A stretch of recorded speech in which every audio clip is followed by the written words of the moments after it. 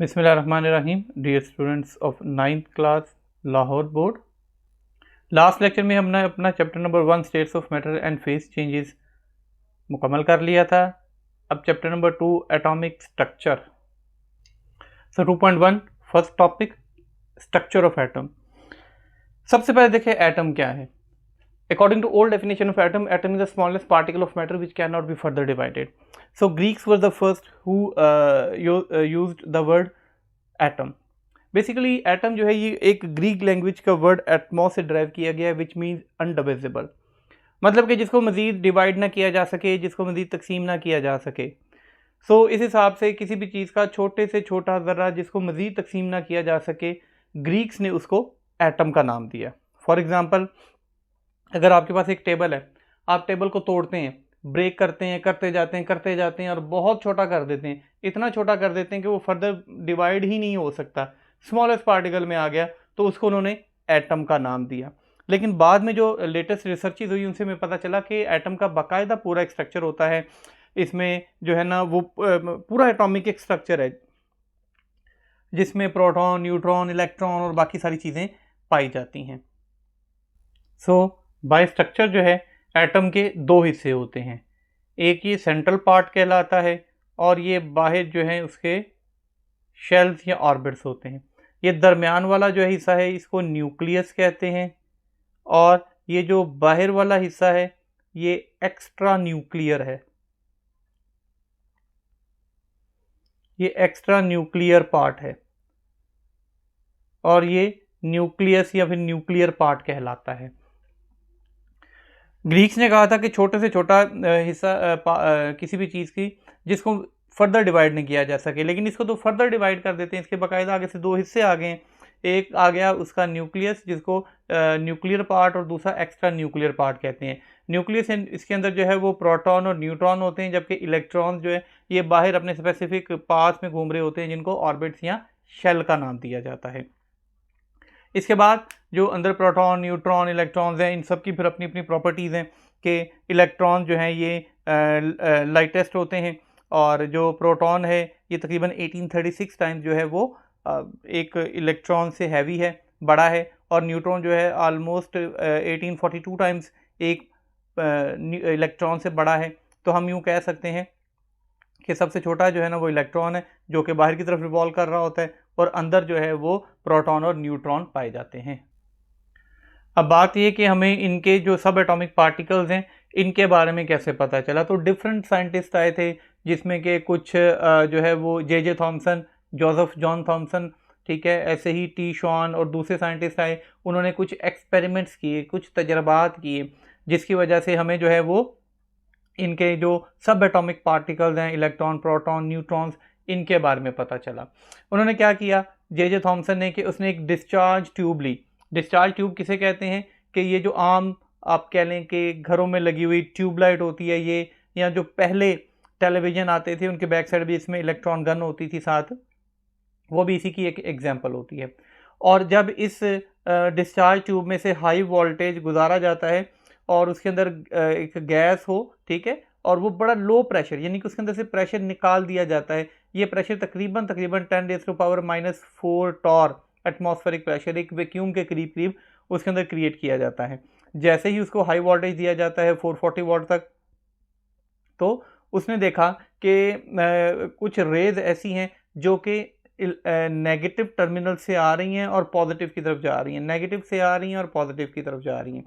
सो उसने देखा क्योंकि ये कैथोड रेज थी, इसलिए जो है ना वो कैथोड रेज जो थी वो बेंड हो रही थी बार बार पॉजिटिव की तरफ। अब ये जो कैथोड रेज हैं, ये इलेक्ट्रॉन, ये एक ही चीज़ है, ठीक है। सो ये जो है वो बार बार जो है वो पॉजिटिव जो प्लेट थी, क्योंकि एक तरफ नेगेटिव था एक तरफ पॉजिटिव था, तो ये पॉजिटिव की तरफ जा रही थी। तो उसने कहा कि ये ज़रूर इनके ऊपर नेगेटिव चार्ज है, इसीलिए ये पॉजिटिव की तरफ जो है वो मोड़ रही हैं। तो लिहाजा जब उसकी charge to mass ratio E/m, E कहते हैं चार्ज, M कहते हैं मैस, चार्ज टू मैस रेशो निकाली गई तो वो एग्जैक्ट इलेक्ट्रॉन के इक्वल निकली। तो लिहाजा हमें ये पता चला कि ये जो है ना वो फास्ट मूविंग बेसिकली इलेक्ट्रॉन्स ही हैं, नेगेटिवली चार्ज पार्टिकल हैं जिनको इलेक्ट्रॉन्स का नाम दिया गया। Discovery of proton. अब जैसे ही इलेक्ट्रॉन्स निकले थे, ठीक है, उसके बाद जो गोल्डस्टाइन है उसने 1886 में ये जब एक्सपेरिमेंट दोबारा रिपीटेड कर रहे थे तो उसने देखा कि ना सिर्फ नेगेटिव टर्मिनल से निकलकर पॉजिटिव की तरफ जा रही हैं कैथोड की तरफ से, बल्कि जो है इसका ऑपोजिटली भी हो रहा है। कुछ रेज ऐसी हैं जो कि पॉजिटिव से निकलती हैं और नेगेटिव की तरफ जा रही हैं। इसलिए उनको कैनाल रेज का नाम दिया गया, और ये पॉजिटिव था और ये नेगेटिव की तरफ जाती थी। और इसको जो है जब इनकी चार्ज ओवर मैस रेशियो निकाली गई तो ये एग्जैक्ट इक्वल निकली प्रोटॉन्स के, तो लिहाजा इनको जो है वो प्रोटॉन्स का नाम दिया गया। उसकी बाकी जो सारी प्रॉपर्टीज़ थी वो किस चीज़ पे डिपेंड करती थी कि गैस कौन सी यूज़ हुई है, वो वाली। इसलिए इसको जो है वो कैनाल रेज या फिर प्रोटॉन्स का नाम दिया गया। बाकी इनकी प्रॉपर्टीज़ वही थी कि जैसे कि इलेक्ट्रॉन से वो नेगेटिव से निकले पॉजिटिव की तरफ गए, तो जो प्रोटॉन है ये पॉजिटिव से निकलेंगे और नेगेटिव की तरफ जाएंगे। कोई भी मैग्नेटिक या इलेक्ट्रिकल फील्ड रख दी जाए तो इनके ऊपर इफ़ेक्ट करती है, यानी कि अगर हम जो है वो पॉजिटिव को उठाकर कहीं आगे पीछे कर देंगे तो जिधर जिधर पॉजिटिव जो चार्ज जाएगा ये उसी की तरफ बेंड होना शुरू हो जाएंगी। प्रोटॉन क्या था, ये नेगेटिव की तरफ बेंड होना शुरू हो जाती थी। Next, introduction to neutrons. ये उसके बाद जो है 1933 में ये जो है वो डिस्कवर किया गया कि प्रोटॉन और न्यूट्रॉन के अलावा साथ साथ एक और भी कुछ रेज आती हैं जिनका किसी भी मैग्नेटिक या इलेक्ट्रिकल फील्ड के ऊपर कोई भी असर नहीं होता। उसका चार्ज तकरीबन मैस जो है वो तकरीबन प्रोटॉन के बराबर है, तो लिहाजा उसको जो है वो न्यूट्रॉन्स का नाम दिया गया। तो इस तरीके से जो है वो फंडामेंटल पार्टिकल्स, बुनियादी पार्टिकल्स जो वो तीन हमारे सामने आ गए, इलेक्ट्रॉन, प्रोटॉन, न्यूट्रॉन, उनको जो है फंडामेंटल एटॉमिक पार्टिकल्स का नाम दिया गया। नेक्स्ट देखें, डिस्कवरी ऑफ न्यूक्लियस। ये रदरफोर्ड ने कुछ एक्सपेरिमेंट्स किए थे 1911 में, ठीक है, जिसके बाद उसने जो है ना एटम के स्ट्रक्चर के बारे में बताया। उसने एक थिन गोल्ड फॉयल मतलब सोने का बहुत बारीक सा वर्क, तकरीबन 0.0004 सेंटीमीटर, इसके जितना बारीक सा गोल्ड फॉयल लिया, बैक साइड पे फोटोग्राफिक प्लेट रखी। फोटोग्राफिक प्लेट कहते हैं ये जो आम आप आसानी के लिए जो एक्सरे वगैरह की प्लेट होती हैं उनको आप फोटोग्राफिक प्लेट कह सकते हैं। उसने फोटोग्राफिक प्लेट रखी, सामने जो है वो रेडियो एक्टिव एलिमेंट जब रखे तो रेज आई, और उसने देखा कि जो ज़्यादातर रेज थी वो जैसे ही ये रेज आती थी और पीछे फोटोग्राफिक प्लेट पे जाके उसके ऊपर जाके टकराती थी तो उसको फॉगिन कर देती थी। फॉगिन मतलब धुंधला कर देती थी, उसके ऊपर डॉट डॉट डॉट पड़ जाते होते थे, वाइट वाइट स्पॉट आ जाते थे, जिसका मतलब होता था यहाँ पर आकर उन्होंने स्ट्राइक किया है। अब उसने ये देखा कि तकरीबन 20,000 में से जो है वो सिर्फ और सिर्फ एक ऐसी थी जो कि 120 पे बेंड हुई थी। सिर्फ एक ऐसी थी जो कि 120 के एंगल पे बेंड हुई, और 40,000 में से सिर्फ एक ऐसी थी जो कि बिल्कुल वापस रिफ्लेक्ट बैक हुई। तो इससे उसने कुछ अपने रिजल्ट्स निकाले। उसने क्या कहा, that most of the part of an atom is empty, कि एक एटम का ज़्यादातर हिस्सा खाली है। अगर ये न्यूक्लियस है तो ये बाहर है, तो जो ज़्यादा थे वो इसमें से गुजर गए, मोस्ट ऑफ द पार्टिकल्स पास हुए, ज़्यादातर इसमें से गुजर गए। सिर्फ 20,000 में से एक ऐसा था जो 120 के एंगल पे जो है वो रिफ्लेक्ट हुआ, और 40,000 में से एक ऐसा था जो वापस जो है रिफ्लेक्ट बैक हुआ, एग्जैक्टली बाउंस बैक किया। तो इसका क्या मतलब हुआ कि ज़्यादातर हिस्सा एटम का खाली है। न्यूक्लियस जो है ये बड़ा हार्ड और डेंस और छोटा सा एक हिस्सा है, जबकि बाहर वाले हिस्से में इलेक्ट्रॉन स्पेसिफिक ऑर्बिट्स में रास्तों में जो है वो बाहर घूम रहे होते हैं, जिसको बाद में शेल्स वगैरह का नाम दिया गया।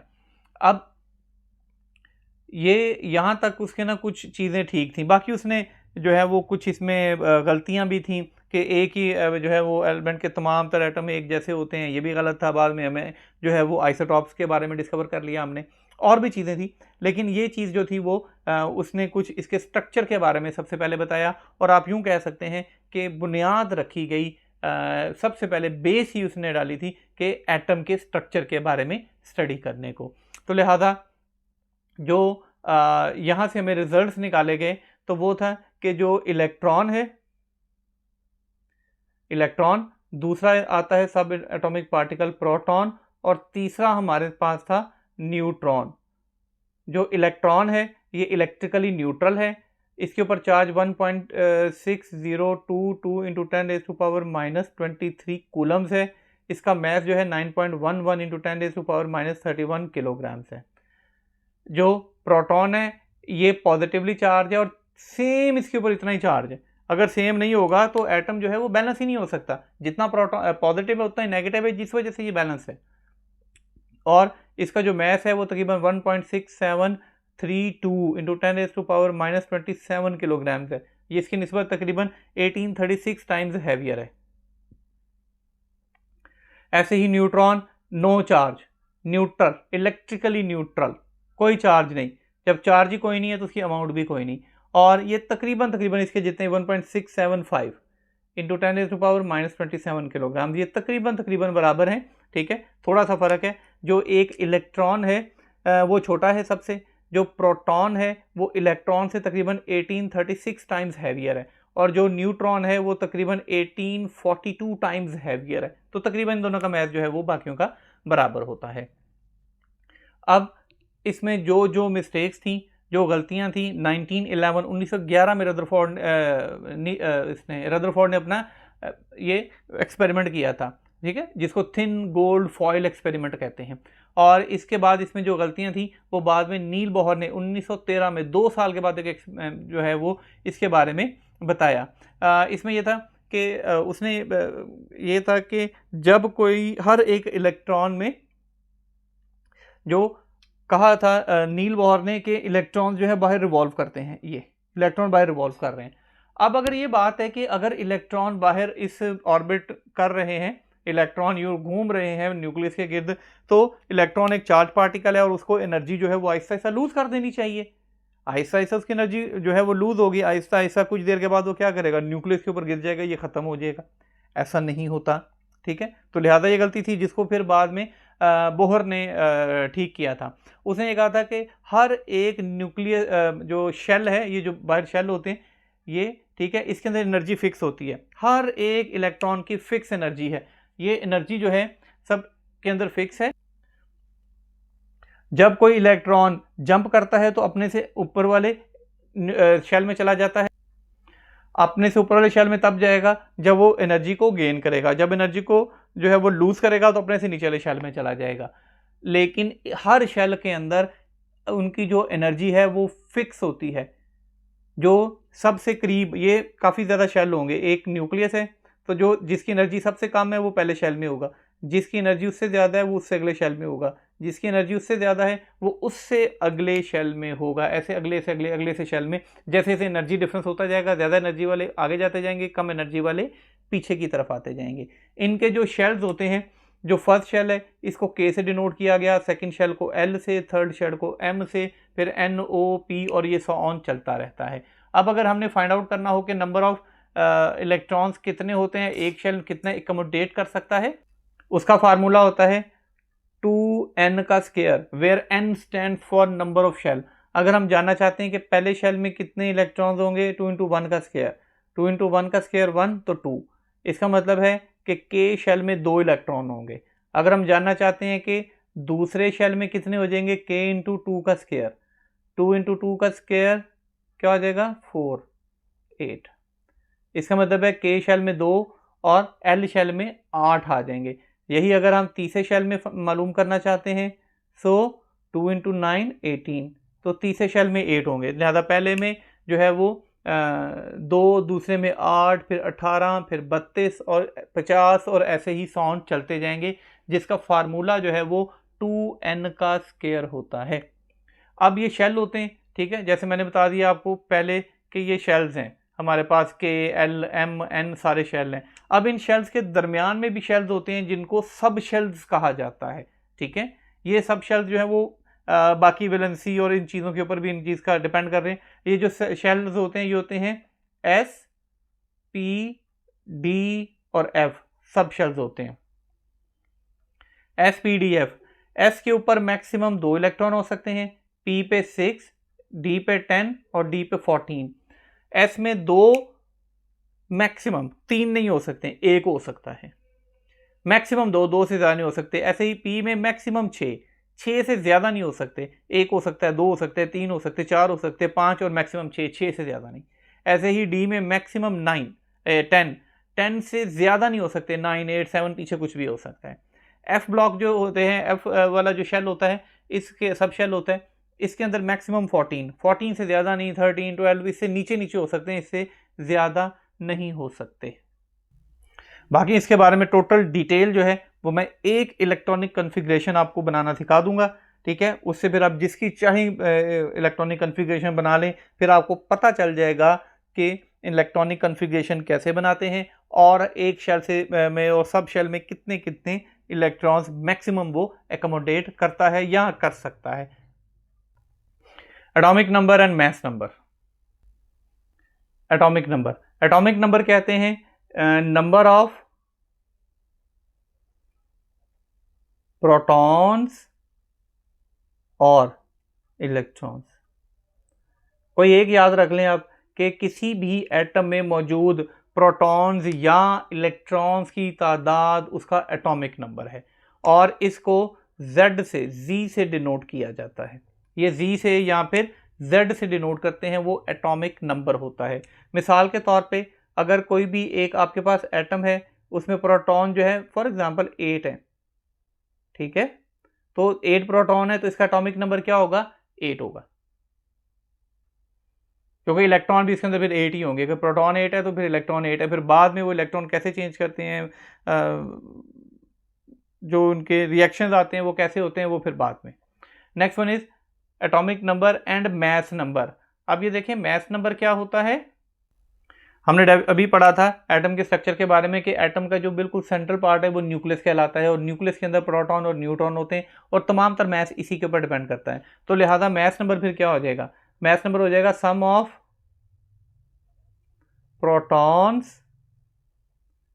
And neutrons. एटम के न्यूक्लियस में जितने भी प्रोटॉन हैं और जितने भी न्यूट्रॉन हैं सबको जमा कर दिया जाए तो ये मास नंबर या फिर एटॉमिक मास होता है और इसे A से डिनोट किया जाता है। इसे A से हम डिनोट करते हैं। अब जब हम कोई भी हमारे पास अगर किसी भी एलिमेंट की हम किसी की भी एग्जांपल लेते हैं तो लाइक कार्बन का हम क्या लिखेंगे, कार्बन का हम लिखेंगे 12, 6। ये जो 12 है ये उसका मास नंबर है या फिर एटॉमिक मास है और ये जो है वो एटॉमिक नंबर है। अगर हम लिखेंगे कार्बन को तो यूं लिखेंगे कार्बन AZ, मतलब कार्बन का एटॉमिक मास या मास नंबर और नीचे एटॉमिक नंबर लिखा जाएगा। तो कार्बन का 12 होता है और 6 होता है, इसलिए कार्बन 12, 6 इस तरीके से लिखा जाता है।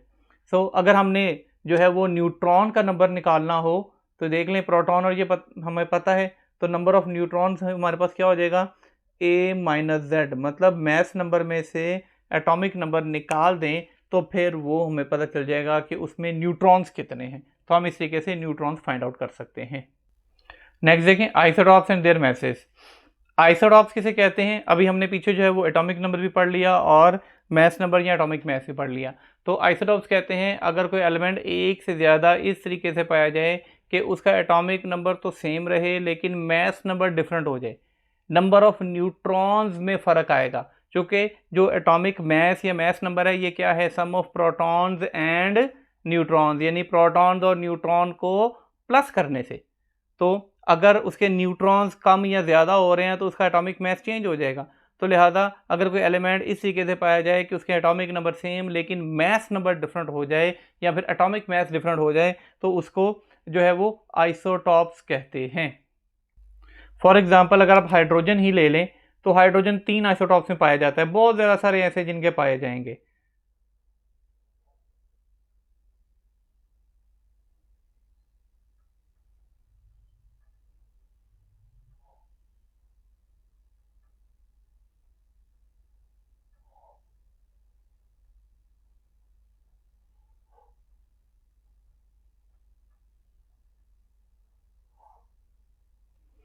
अब ये जो है हाइड्रोजन के 3 आइसोटॉप्स की फॉर्म में पाया जाता है। एक में देखें 1 प्रोटॉन 1 इलेक्ट्रॉन, दूसरा जो है इसमें 1 प्रोटॉन 1 न्यूट्रॉन 1 इलेक्ट्रॉन, जो है तीसरा 1 प्रोटॉन 2 न्यूट्रॉन और 1 इलेक्ट्रॉन। अब देखें सब के अंदर जो है वो प्रोटॉन प्रोटॉन प्रोटॉन सब में सेम है, इसमें कोई न्यूट्रॉन नहीं, इसमें 1 न्यूट्रॉन, इसमें 2 न्यूट्रॉन।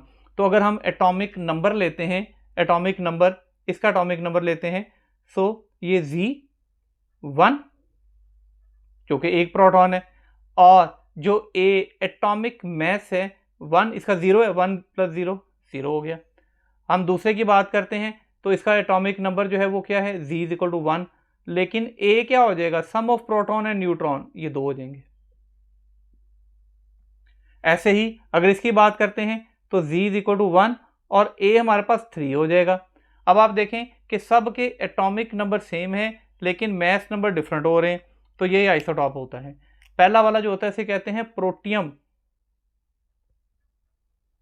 दूसरा वाला ड्यूट्रियम, तीसरा वाला ट्रीटियम। ये 3 हाइड्रोजन के आइसोटॉप्स हैं, प्रोटियम, ड्यूट्रियम, ट्रीटियम।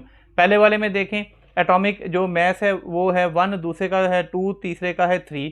अब इन सब में एटॉमिक नंबर सेम है लेकिन मैस नंबर डिफरेंट है। यही चीज़ आइसोटॉप्स कि अगर कोई एलिमेंट एक से ज़्यादा इस तरीके से पाया जाए कि उनके एटॉमिक नंबर तो सेम रहें लेकिन एटॉमिक मैसेज डिफरेंट हो जाएं, तो वो जो है वो आइसोटॉप्स कहलाते हैं। अब ये मैंने हाइड्रोजन की एग्जांपल दी, आपकी बुक में और भी एग्जांपल्स हैं। अब ये मैंने जो हाइड्रोजन की थी प्रोटॉन 1 न्यूट्रॉन, ये ऐसे ही कार्बन के भी पाए जाते हैं। तो देखें कार्बन में क्या है, 12 6, 12 है मैस और 6 ये। अब इसमें देखें 6 प्रोटॉन न्यूट्रॉन और 6 ही प्रोटॉन। इसमें देखें 6 प्रोटॉन और 7 न्यूट्रॉन, 6 प्रोटॉन और 8 न्यूट्रॉन। नंबर ऑफ प्रोटॉन्स बराबर हैं लेकिन नंबर ऑफ न्यूट्रॉन्स चेंज होते जा रहे हैं। नंबर ऑफ न्यूट्रॉन चेंज होने की वजह से इनके जो मैस नंबर्स हैं, एटॉमिक मैसेज हैं, वो भी चेंज होते जाएंगे, जिस वजह से इनको जो है ना वो आइसोटॉप्स कहा जाता है। Next one is radio isotopes. Radio isotopes ऐसे जो है ना वो आइसोटॉप्स होते हैं जिनकी जो फिजिकल प्रॉपर्टीज है वो सेम नहीं होती। जो मैंने आइसोटॉप्स में बता दी है कि ये फिजिकली तौर पर डिफरेंट होते हैं, केमिकली सेम होंगे लेकिन फिजिकली तौर पर जो है ना डिफरेंट होते हैं। सो ये ना बहुत ज़्यादा इनके अंदर एनर्जी होती है। जैसे जैसे ये बड़े होते जाते हैं, यानी कि अभी तो हमने सिर्फ हाइड्रोजन और जो है वो कार्बन पढ़ा है, हाइड्रोजन में सिर्फ जो है वो 1 2 3 तक जो है वो न्यूट्रॉन आ रहे थे, कार्बन में पढ़ा जिसमें वो 6 7 और 8 तक न्यूट्रॉन आ रहे थे। ऐसे ऐसे जैसे बढ़ते जाएंगे तो ऐसे तमाम जिनके 82 या उससे ज़्यादा, 82 या उससे ज़्यादा जिनके एटॉमिक नंबर होते हैं वो खुद ब खुद रेज एमिट करते हैं, खुद ब खुद रेज एमिट करते जाएंगे, और उनको जो है वो रेडियो जो है वो नेचुरल रेडियो एक्टिव एलिमेंट्स कहते हैं। चूंकि ये प्रोसीजर नेचुरली तौर पे होता है, कुदरती तौर पे वो मिशन होती रहती है, इसको नेचुरल रेडियो एक्टिव एलिमेंट्स का नाम दिया जाता है। बाकी जो है ये बेशुमार हैं और इनके बहुत ज़्यादा यूजेस हैं हमारी डेली लाइफ में, बहुत नुकसानदेह भी हैं। अब शॉर्ट से मैं आपको बता देता हूँ, जो एटम बॉम्ब वगैरह बनाए जाते हैं, हाई एनर्जी, बड़ी हाई एनर्जी, ठीक है, 24.6 मेगा इलेक्ट्रॉन वोल्ट तक एनर्जी जो है वो पर न्यूक्लियन एक में से निकल आती है, जो कि एनर्जी की बहुत बड़ी मिकदार है। कई हज़ार टन कोयला जलाकर भी आप इतनी एनर्जी हासिल नहीं कर सकते जितनी एक वो पर न्यूक्लियन में से निकल आती है। सो ये बहुत यूज़फुल है हमारे लिए, नुकसानदेह भी बहुत हैं, यूज़फुल भी बहुत हैं। इसकी एप्लीकेशन है, बहुत एप्लीकेशन है इसकी। इसको मेडिसिन में जो है ना वो इस्तेमाल किया जाता है, मेडिकल की फील्ड में बड़ा इसका यूज़ है। जैसा कि आयोडीन 131 को गॉइटर के लिए यूज़ किया जाता है, गिलर्ड एक बीमारी है। ऐसे ही जो कोबाल्ट 60 है, ये कैंसर डायग्नोसिस आपने सुना होगा, जिसको कैंसर और रेज लग रही होती हैं, ये बेसिकली यही रेडियो एक्टिव एलिमेंट्स होते हैं जो ट्रीटमेंट वगैरह के लिए यूज़ होते हैं। ये कुछ जो है वो रेडियो एक्टिव आइसोटॉप्स और उनकी जो है ना वो जो है ना वो, जैसे कि यूरेनियम 238 और 92, ये देखिए 82 से ज़्यादा है, ये ऑटोमेटिकली तौर पर एनर्जी को एमिट करेगा, और ये 90 में कन्वर्ट हो जाएगा और ये थोरियम में कन्वर्ट हो जाएगा। अब थोरियम भी 82 से, जब 82 से ज़्यादा है ना, उसने नहीं रहना, उसने बार बार करते रहना है, तो फिर बाद में जो है वो थोरियम जो है वो प्रोटैक्नियम में कन्वर्ट हो जाएगा, ठीक है, और ये जो है वो बिस्मथ से थैलियम में 82 से नीचे नीचे तक ये आएंगे, अदरवाइज ये एनर्जी को एमिट करते रहते हैं। अब इसके बेशुमार यूज़ हैं, उन्होंने यूज़ कुछ बता दिए, जैसे कार्बन 14 जो है वो कार्बन डेटिंग के लिए यूज़ करते हैं। कार्बन डेटिंग किसे कहते हैं? मिसाल के तौर पर आपने सुना होगा कि कोई भी जानदार अगर साइंसदानों को मिल जाता है तो बताते हैं कि इसको मरे हुए 1000 साल हो गया, ये मेल था फीमेल था, तो ये कार्बन डेटिंग कहते हैं, जिसको एज मालूम करने के लिए इस्तेमाल किया जाता है। ठीक है, अब ये एक अलग चीज़ है कि कार्बन डेटिंग कैसे, चूँकि हर एक कार्बन जो है इसकी जो हाफ लाइफ है वो बहुत ज़्यादा होती है, तकरीबन 5300 और कुछ ईयर्स होती है, यानी 5000 5,500-6,000 साल के करीब करीब जो है ना इसकी 5,500 के करीब करीब जो है ना 1000 साल के करीब करीब इसकी हाफ लाइफ है। सो ये डिसइंटीग्रेट होने में या कह लें कि इसको ख़त्म होने में इंसान के जिसमें बहुत टाइम लग जाता है, तो फिर वो जितनी ख़त्म हुई होती है कार्बन उससे उसको मालूम किया जाता है कि पहले कितनी थी और अब कितनी रह गई है। सो बहरहाल इसको कार्बन डेटिंग कहते हैं। ऐसे ही मैंने बताया कोबाल्ट 60 कैंसर के लिए, आयोडीन 131 जो है ना वो गॉइटर के लिए, बाकी सोडियम वगैरह को ब्लड सर्कुलेशन के लिए भी, और ऐसी तमाम चीज़ों के लिए जो है ना बेशुमार इस्तेमालात इसके किए जाते हैं। नेक्स्ट देखें रिलेटिव एटॉमिक मास। रिलेटिव का क्या मतलब होता है? रिलेट करके निकालना। ठीक है, सो रिलेटिव एटॉमिक मास जो हम दूसरे से रिलेट करके निकालें, पहले हाइड्रोजन से रिलेट करके निकाला जाता था कि हाइड्रोजन 1 से रिलेट करके जितना मास होगा उसको रिलेटिव एटॉमिक मास कहते थे। अब क्या करते हैं कि किसी भी एलिमेंट का वो मास जो कि कार्बन 1/12, हमने एक यूनिट बनाना है ना, हमने स्टैंडर्ड बना लिया कि कार्बन से हम उसको कंपेयर करेंगे। ठीक है, फॉर एग्जाम्पल मैं जानना चाहता हूं कि सोडियम होता है 23, तो क्या आ जाएगा 23 मल्टीप्लाई 1/12, या फिर 23/12 हो जाएगा। तो जितने टाइम्स वो हैवियर हो जाएगा तो हम उसको कंपेयर करके निकाल लेंगे, रिलेट करके निकाल लेंगे, ये उसका रिलेटिव एटॉमिक मास है। वो खुद ही समझ आ जाती है कि विद रिस्पेक्ट टू कार्बन होता है। अब इसका जो यूनिट होता है वो AMU, एटॉमिक मास यूनिट, और जो 1 एटॉमिक मास यूनिट है वो जो है वो 1.673 जो प्रोटॉन का मास था इंटू 10⁻⁻27 किलोग्राम्स के इक्वल होता है। ऐसे हमने एक यूनिट बना लिया हुआ है इनको मेजर करने के लिए। नेक्स्ट देखें calculation of relative atomic mass from isotopic abundance के। आइसोटॉपिक एबंडेंस के कौन सा आइसोटॉप कितनी ज़्यादा मिकदार में इसमें पाया जाता है? कहता है an element usually consist of a few different isotopes with different mass number. These mass numbers are called relative isotopic mass. Each isotope will also have its own naturally occurring abundance. हर एक अपने अपने हिसाब से होता है। ठीक है, जैसा कि सबसे ज़्यादा हाइड्रोजन की एग्जाम्पल ले तो प्रोटियम, या सबसे ज़्यादा जो है ना वो हाइड्रोजन का पहला प्रोटियम ही पाया जाता है, उससे कम ड्यूट्रियम होता है, ट्रिटियम बहुत ही कम होता है, क्योंकि ये बड़े रेयर होते हैं जो पाए जाते हैं, बड़े जो है ना कम मिकदार में ये पाए जाते हैं। तो बहरहाल ये जितनी जिस मिकदार में पाए जाएंगे उसको 100 से कर देंगे। For example relative atomic mass, ठीक है, M1 P1 M2 P2 M3 P3 जितने पाए जाएंगे डिवाइडेड बाय 100 हो जाएगा। इस तरीके से वो जिस हिसाब से वो पाए जाएंगे उनको जो है वो calculation of relative atomic mass of isotopic abundance के आइसोटॉप्स किस किस एबंडेंस कसरत से किस किस मिकदार में ज़्यादा पाए जाते हैं। हमारा आज का लेक्चर यहीं तक था। चैप्टर नंबर 2 हमारा कंप्लीट हो गया। इंशाल्लाह नेक्स्ट लेक्चर में चैप्टर नंबर 3 से कंटिन्यू करेंगे। स्टिल अगर कोई कन्फ्यूजन है, कोई क्वेश्चन पूछना चाहते हैं, कमेंट सेक्शन में जाएं, कमेंट करें, इंशाल्लाह उसको रिप्लाई किया जाएगा। हमारे चैनल को लाइक करें, सब्सक्राइब करें, ताकि आपको इसके बारे में अपडेट्स मिलती रहें। हम इंशाल्लाह ताला जल्द से जल्द जो है इस सिलेबस को ख़त्म करके फिर बोर्ड के एग्ज़ाम्स के हिसाब से, वेटेज के हिसाब से कुछ टेस्ट वगैरह भी मैं अपने डिस्क्रिप्शन में उनके लिंक्स वगैरह सेंड करूँगा, और उसके बाद अगले दिन उनके सॉल्यूशंस वगैरह भी करेंगे। बोर्ड के पैटर्न के हिसाब से इंशाल्लाह प्रिपरेशन करेंगे। Thank you very much.